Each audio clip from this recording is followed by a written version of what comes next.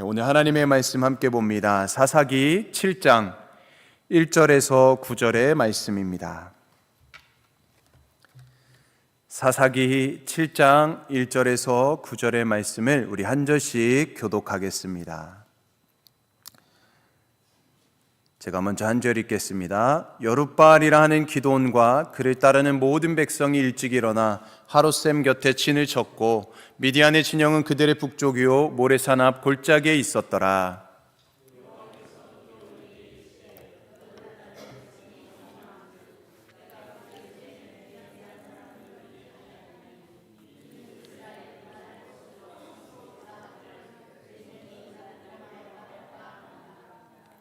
이제 너는 백성의 귀에 외쳐 이르기를 누구든지 두려워 떠는 자는 길앗산을 떠나 돌아가라 하라 하시니 이에 돌아간 백성이 22,000명이요 남은 자가 10,000명이었더라.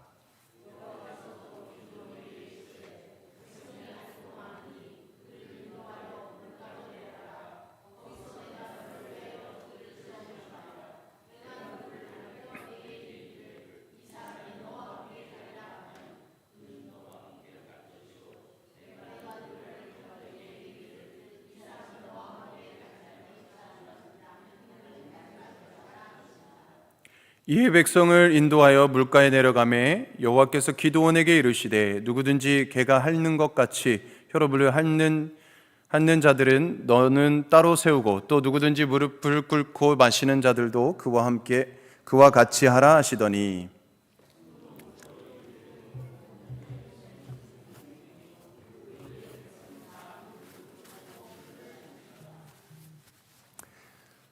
여호와께서 기드온에게 이르시되 내가 이 물을 핥아 먹은 300명으로 너희를 구원하며 미디안을 내 손에 넘겨주리니 남은 백성은 각각 자기의 처소로 돌아갈 것이니라 하시니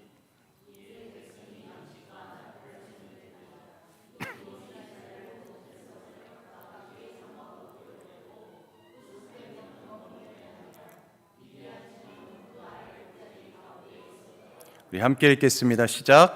그 밤에 여호와께서 기드온에게 이르시되 일어나 진영으로 내려가라. 내가 그것을 내 손에 넘겨 주었느니라. 아멘. 아멘. 네, 오늘도 이 밤에 오신 분들, 우리 모든 성도님들 참 잘 오셨습니다. 네, 오늘도 큰 은혜가 여러분들의 심령 속에 가득 넘쳐나기를 다시 한번 간절히 축복합니다. 네, 오늘 말씀은 우리가 너무나도 잘 알고 있는 사사 기드온의 이야기입니다. 이 너무나도 잘 아는 말씀이지만 그럼에도 불구하고 이 말씀 속에 또 오늘 우리에게 주어지는 귀한 메시지가 있을 거라 생각하면서 함께 은혜를 나누고자 합니다. 이 이스라엘 백성들이 미디안의 침략을 받게 되지요. 절대적으로 나라를 잃어버릴 수 있는 그런 위기의 상황 가운데 놓여 있었습니다. 그때에 이 기드온은 일종의 의병을 일으키게 된 것입니다. 그래서 군사를 모집하는데 오늘 말씀을 보니까 처음에 모인 숫자가 몇만 명이라고 합니까? 32,000명. 네, 32,000명이 모이게 됩니다. 자, 숫자가 너무 많다. 근데 조금 돌려보내라. 이렇게 하나님께서 기드온에게 말씀하시죠. 자, 그래서 실제로 이 32,000명 중에 22,000명 정도가 이렇게 다시 돌아가게 됩니다.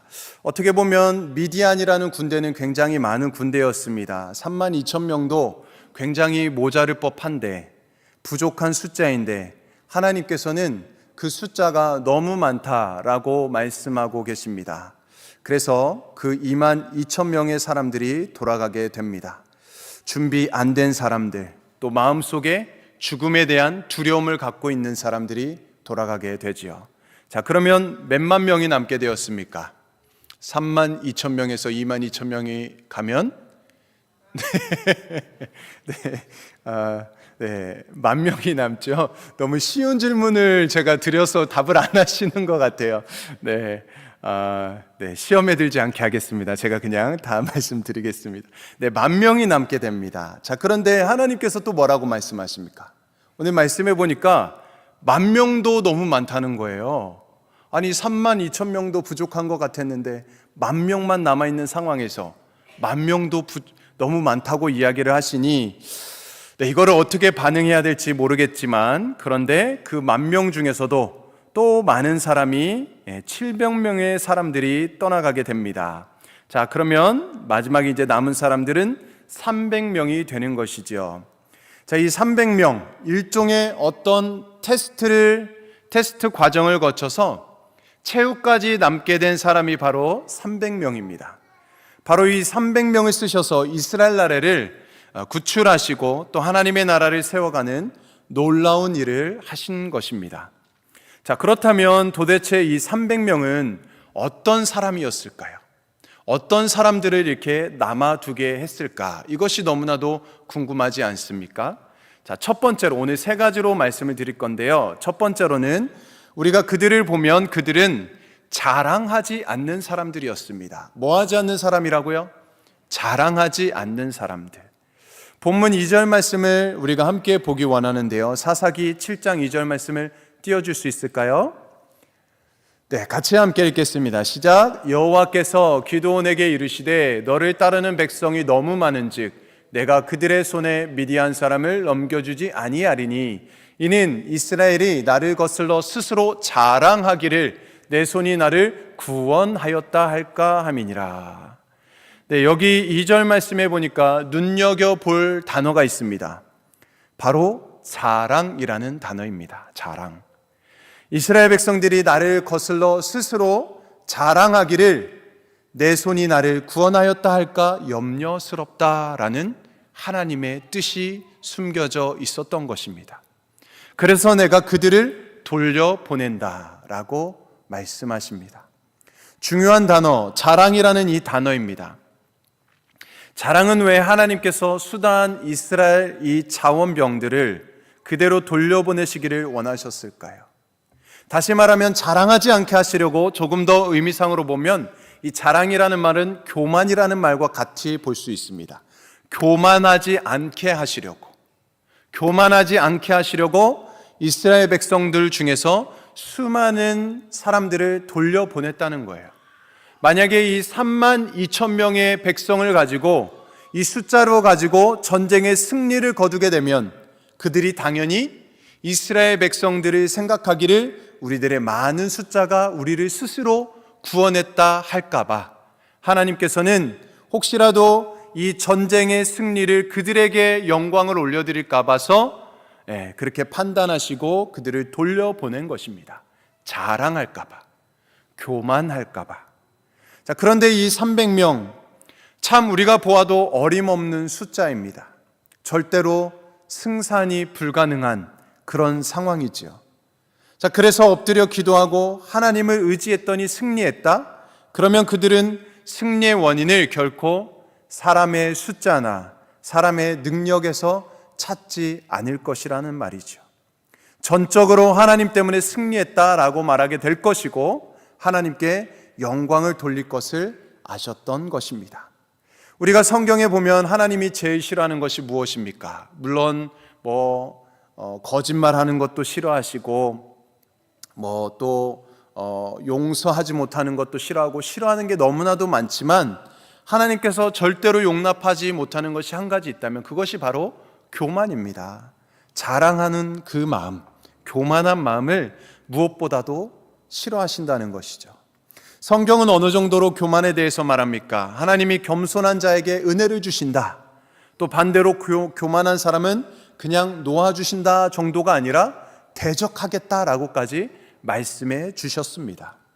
우리의 삶을 가만히 관찰해 보면 때로는 우리 연약함이 그대로 존재합니다. 우리 모두가 다 연약하잖아요. 우리가 그리스도인이고 또 기도하는 사람들이고 하나님의 도움을 의지하며 살아가는 삶임에도 불구하고 연약함이 그대로 남아있는 경우가 있습니다. 우리는 여전히 연약합니다. 왜 그럴까요?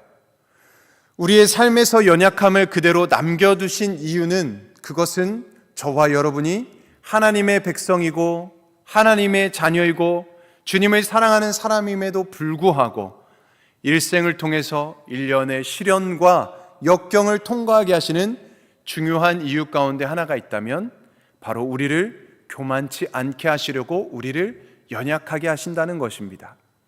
그 대표적인 사례를 우리는 누구에게서 찾아볼 수 있습니까? 바로 사도 바울이겠지요. 이 사도 바울은 교통도 불편했던 그 당시에 세계를 적어도 한 4바퀴씩은 돌면서 전 세계에 복음을 증거했던 너무나도 귀한 하나님의 사람이었습니다. 그가 기도하면 사람들이 치료를 받게 되었습니다. 또 그가 들어가는 마을과 도시마다 복음의 충격 속에서 삶이 바뀌는 사건들이 나타났습니다. 또한 그 위대한 사도 바울을 가는 곳곳마다 놀라운 기적과 역사들이 나타났습니다. 자, 그런데 그 위대한 사도도 이 바울이 해결하지 못한 것이 한 가지 있었습니다. 우리가 너무나도 잘 알고 있죠. 그것은 바로 자기의 육체의 질병이었습니다. 바울은 그것을 육체의 가시라고 불렀지요. 나를 계속 찌르고 있는 그 가시, 나를 계속 괴롭히고 나를 아프고 나를 고통스럽게 만드는 그 육체의 가시. 성경에 보면 바울은 3번씩이나 하나님 앞에 나와서 하나님, 이 병을 고쳐주시옵소서라고 간절히 기도했습니다. 결사적으로 기도한 것으로 보여집니다. 그런데 그 병이 나았습니까? 아니었습니다. 자, 그럼에도 불구하고 하나님은 그 육체의 가시를 남겨둔 이유를 바울이 깨닫게 되었지요. 성경에서 뭐라고 바울이 고백합니까? 하나님이 나를 너무 자만하지 않게 하시려고, 하나님이 나에게 이미 은혜를 많이 주셨는데 내가 건강까지 하면 나는 틀림없이 교만할 수 있는 가능성이 있기 때문에 내게 하나님께서는 이 가시를 부둥켜 안고 살아가게 하심으로 겸손케 하시고 자기를 자랑하지 않게 하시려고 이 가시를 허용하셨다라고 고백하고 있습니다. 저도 인생에 살면서 그렇게 커다란 많은 시련을 겪어보지는 않았지만 그래도 누구나처럼 크고 작은 시련들을 겪어보았습니다. 그런데 이런 작은 시련들을 겪을 때마다 좀 지나고 나서 제 삶을 돌이켜보면 깨닫는 것이 있습니다. 한 가지 공통점을 발견하게 되는데요. 제가 다소 약간 교만해지려고 할 때, 교만한 마음이 들려고 할 때 하나님이 시련을 주시는 것을 발견하게 됩니다. 그래서 하나님은 내가 교만한 꼴을 도대체 그냥 두고는 못 보시는구나 라를 깨닫게 됩니다. 모든 것을 소유하신 그 하나님, 또한 모든 것에 능하신 그 하나님, 모든 것을 다 알고 계시는 그 하나님 앞에 우리가 가져야 얼마를 가지고 또 알아야 얼마를 알겠습니까? 그런데 주님이 쓰시는 사람들은 이 자기의 부족함을 알고 엎드려서 나아가는 그 겸손한 사람들이라는 것이죠. 사랑하는 우리 성도님들, 하루하루 살아갈 때에 우리 정말 하나님 앞에 겸손하게 자랑하지 않는 저와 여러분들이 될 수 있기를 주님의 이름으로 축복합니다. 그렇다면 주님께서 쓰셨던 이 기드온의 300명의 용사들은 또 어떤 사람들이었을까요? 첫 번째는 겸손한 사람들, 자기를 자랑하지 않는 사람들이었습니다. 그렇다면 두 번째는 그들은 주를 신뢰하는 사람들이었습니다. 하나님을 전적으로 신뢰하는 자들이었습니다. 여러분, 우리가 겸손하다고 해서, 그리고 우리가 자신의 부족함을 알고 있다고 해서 그것만으로는 자동적으로 하나님에 의해서 쓰임을 받을 수 있는 것이 아닙니다.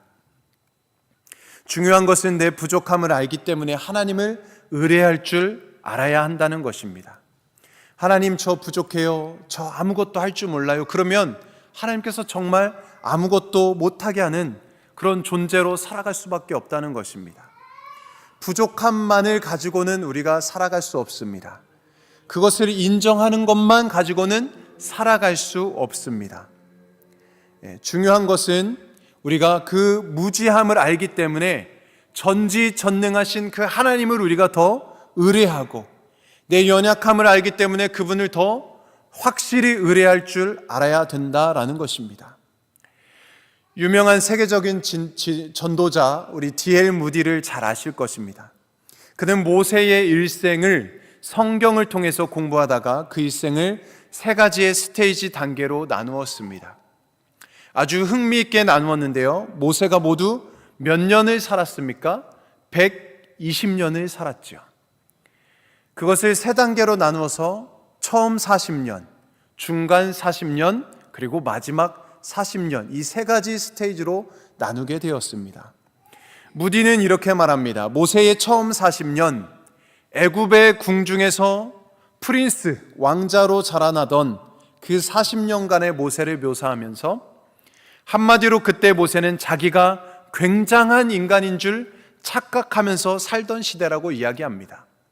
굉장한 인간인 줄 착각하면서 살아가던 시대. 자, 그런데 두 번째 40년은 미디안 광야에서 하나님이 모세를 광야로 밀어내었고, 그 광야에서 두 번째 40년간 모세가 배운 레슨은 하나였습니다. 그걸 무디는 이렇게 표현했습니다. 두 번째 단계의 모세는 내가 아무것도 아니다. 나는 아무것도 아니다. 처음 나는 굉장한 인간인 줄 알았다가 내가 하나님 앞에 자신을 들여다볼수록 내가 하나님 앞에 정말 나는 아무것도 아니다라는 것을 깨닫게 됩니다. 이 레슨과 교훈을 위해서, 이 고백을 위해서 40년이 필요했던 것입니다. 자, 그런데 40년이 끝난 후에 하나님이 모세를 보고 너는 이제 됐어. 너는 겸손해졌구나. 내가 너를 붙들어서 쓰겠다. 네가 내 백성을 이끌어낼 것이야. 자, 그러니까 모세가 네, 가겠습니다. 그렇게 했나요? 너무 겸손해진 나머지 모세가 이렇게 말합니다. 하나님, 나 이제 아무것도 할 수 없습니다. 아무것도 못해요. 정말 아무것도 할 수 없습니다. 저는 말도 잘 못합니다. 어눌합니다. 이 백성을 설득할 수도 없습니다. 라고 이야기합니다. 자, 그러나 하나님이 하도 기가 막히니까 야, 너 말할 수 있는 것, 그 능력 누가 준 줄 아니? 내 입을 누가 만들었는 줄 아니? 라고 하나님께서 말씀하십니다. 정말 못하니까 그러면 내가 세울 만한 사람을, 아론을 대신 세워줄게. 나만 믿고 가. 이때 비로소 모세는 하나님을 믿고 의지하면서 따라 나아갑니다. 정말 못하니까 하나님을 의지할 때, 모세가 하나님을 의지할 때 하나님께서는 그를 통해서 일하기 시작한 것이죠. 자, 그래서 무디는 모세의 나머지 마지막 40년, 세 번째 단계의 40년을 가리켜서 그때 정말 자기의 부족을 알기에 이제는 자기를 의뢰하지 않고 하나님만 의뢰할 수 있었던 모세라고 표현하고 있습니다. 하나님의 종, 이제 하나님의 손에 붙들림을 받아 하나님만 의뢰하고 사는 하나님이 종이 되었을 때, 하나님이 바로 이런 모세를 통해서 출애굽의 영광을 나타내시고 놀라운 이스라엘의 새로운 역사를 펼쳐 가시는 것을 바라보게 되지요. 그렇습니다. 오늘 본문 마지막 9절에서도 우리가 9절 말씀을 함께 읽어볼까요? 다 같이 7장 9절 말씀을 한번 읽어보겠습니다. 네, 시작. 그 밤에 여호와께서 기드온에게 이르시되 일어나 진영으로 내려가라. 내가 그것을 내 손에 넘겨 주었느니라. 자, 이제 300명밖에 남아있지 않았습니다. 자, 그런데 하나님께서 기드온에게 이렇게 말씀하시는 것입니다. 자, 이제 말씀만 믿고 가라는 것입니다. 그 약속의 말씀만 믿고 나아가라는 것이죠. 내 적진을 너희 손에 넘겨주었다. 너희들이 300명이지만 내가 너희들에게 이 적군을 맡겼다. 이 하나님의 말씀을 믿는 순간, 그리고 그 말씀하신 하나님을 신뢰하는 순간에 갑자기 300명은 강력한 군사요, 강력한 용사가 됩니다. 사랑하는 성도님들, 자기의 연약을 깨닫고 엎드려서 하나님의 의뢰하는 그 순간이 가장 강해지는 순간입니다. 우리가 연약함 때문에 연약해지는 것이 아닙니다. 자기의 연약함을 모르기 때문에 연약해지는 것이죠. 도대체 연약함을 어찌할 줄 모르는 것 때문에 연약해지는 것입니다.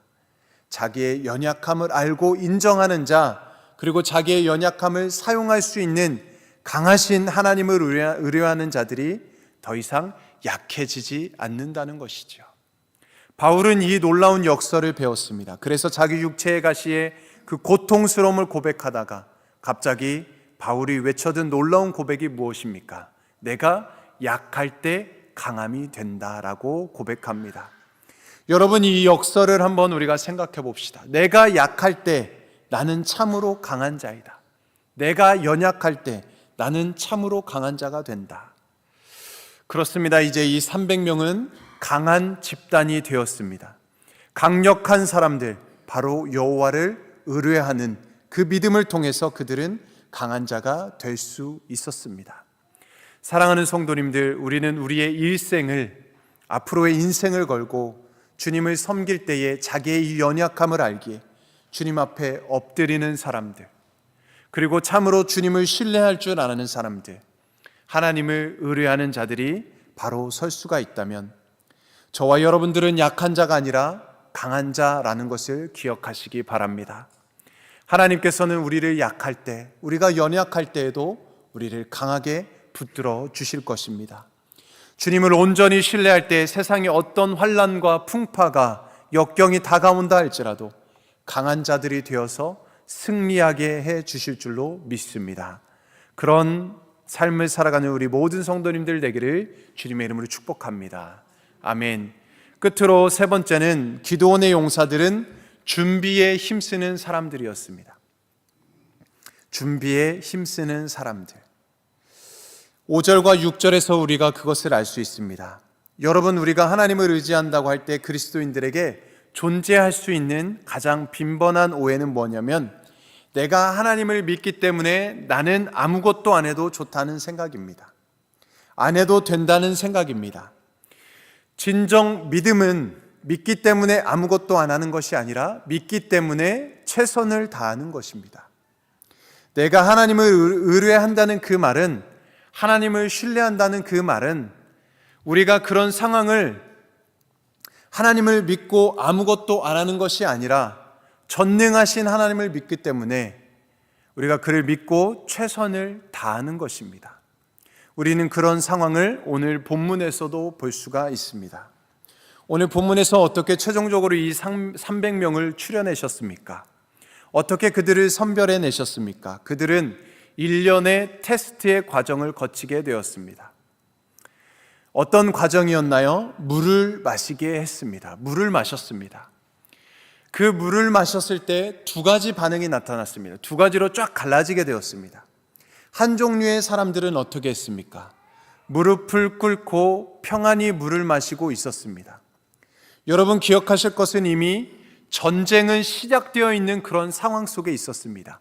전시 상황이었습니다. 그런데 이 선택된 300명, 그들은 무릎을 꿇지 않았습니다. 손으로 물을 움켜서 마셨습니다. 그러니까 물이 얼마나 그렇게 담을 수 있었겠습니까? 그것으로 입을 그냥 적시는 정도였겠지요. 그러나 하나님께서는 그 300명을 택하셨다는 것입니다. 다시 말해서 그들은 긴장을 풀지 않고 경계태세를 가지고 있었던 사람들. 지금은 전시 상황이기 때문에 집중해서 하나님을 신뢰하고 집중해서 하나님을 의뢰하면서 언제 적들이 우리에게 쳐들어올지 모르니 경계태세를 하고 있었던 사람들이었습니다. 저는 우리가 하나님을 대할 때에, 그리고 우리의 이웃을 대할 때에 물론 항상 평안한 안식의 자세가 중요하다고 생각합니다. 편안하게 대해야 되겠죠. 자, 그러나 그리스도인들은 전시 상황에 있다는 것을 아십니까? 깨어라, 너의 대적마귀가 우는 사자와 같이 두루다니며 삼킬 자를 찾느니라 라고 말씀하고 있습니다. 우리가 이 사탄의 대적과 사탄의 강교함을 아는 한 그리스도인들은 긴장을 풀지 말아야 합니다. 적어도 사탄을 대적하는 일에 있어서 항상 우리는 준비하는 자세가 되어 있어야 합니다. 그럼에도 불구하고 대부분의 이스라엘 병사들은 그 긴장의 띠를 쉽게 풀어버리고 말았다는 것입니다. 하나님은 그들을 쓰지 않으셨습니다. 오직 준비하고 있는 자들만 사용하셨습니다. 여러분, 그들이 시험을 받았던 시험은 아주 미미한 것이었습니다. 그냥 물을 마시는 것이었습니다. 물을 마시는 일이 대단한 것입니까? 아무것도 아닌 일이었습니다. 그러나 그것을 하나님께서는 보고 계셨다는 것입니다. 테스트였습니다. 또 흥미로운 사실은 그들은 테스트를 받으면서 그들이 테스트를 받고 있었다는 사실을 모르고 있었다는 것입니다. 그냥 습관적으로, 그냥 그들이 늘 경계하면서 물을 마셨던 것이었습니다. 하나님은 오늘도 저와 여러분들에게 크고 작은 테스트를 할 수도 있을 것입니다. 우리가 살아가면서 여러 가지 시험을 겪게 되죠. 시험을 만나게 됩니다. 시험이 무엇입니까? 영어로 테스트지 않습니까? 이 테스트를 우리가 지나가고 있다는 것입니다. 이 시험에 무너지면 안 되는 것이죠. 크고 작은 이 시험, 이 테스트를 우리는 그냥 치고 넘어가면 되는 것입니다. 날마다 삶의 환경에서 아주 작은 일에서부터, 그러나 작은 오늘의 일 앞에 성실할 수 있는 사람, 하나님은 그들을 위해서 내일의 드라마를, 내일의 위대한 역사를 준비하고 계시다는 것을 우리가 기억하시기 바랍니다. 물을 마시는 일, 아무것도 아닌 일입니다. 그러나 거기서부터 최선을 다하고 준비하고 있었던 하나님의 사람들, 하나님은 그들을 사용하십니다.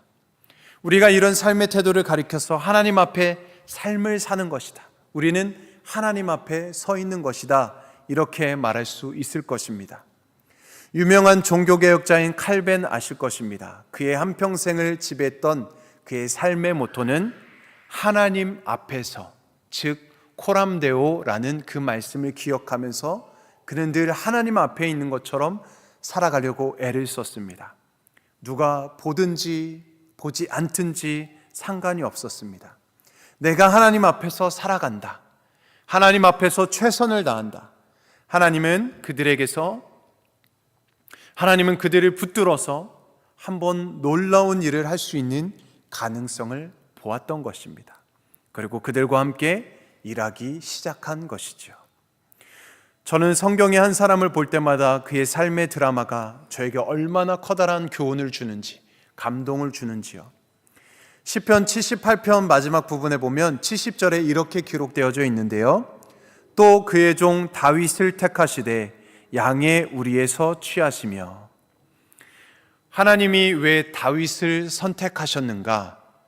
이스라엘 역사의 히어로로서 그 역사를 바꾸었던, 이스라엘 사람들이 가장 존경하는 그 다윗, 하나님의 마음에 합하였던 사람 그 다윗, 하나님이 다윗을 택하신 이유를 설명하고 있는데요. 양의 우리에서 취하셨다, 양의 우리에서 취하셨다라고 말씀합니다.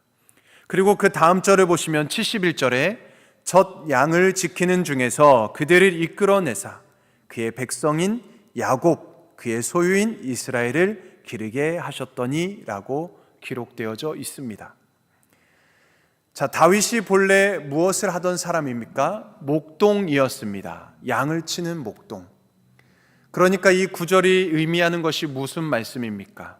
하나님이 다윗이 양무리를 치는 것을 보니까 양 한 마리 한 마리를 소중히 귀하게 여기고 양 한 마리랑 함께 놀아주고 그들을 지켜주고 돌보는 일, 너무나도 성실하게 잘하고 있는 거예요. 하나님은 어느 날 이렇게 스스로 말씀하고 있었을 것 같아요. 다윗을 내려다보시면서, 이야, 너 양을 참 잘 돌보는구나. 내가 저 성실한 다윗에게 내 민족을 맡겨도 무방하겠다라고 말씀하시지 않았을까요? 그래서 그를 이스라엘의 왕으로, 이스라엘의 목자로 삼으십니다. 민족의 목자요, 민족의 왕으로 다윗을 세우셨다는 것입니다. 자, 그러면서 마지막 절에 다윗의 삶을 어떻게 증언하고 있습니까? 마지막 절 72절을 제가 읽어드리겠습니다.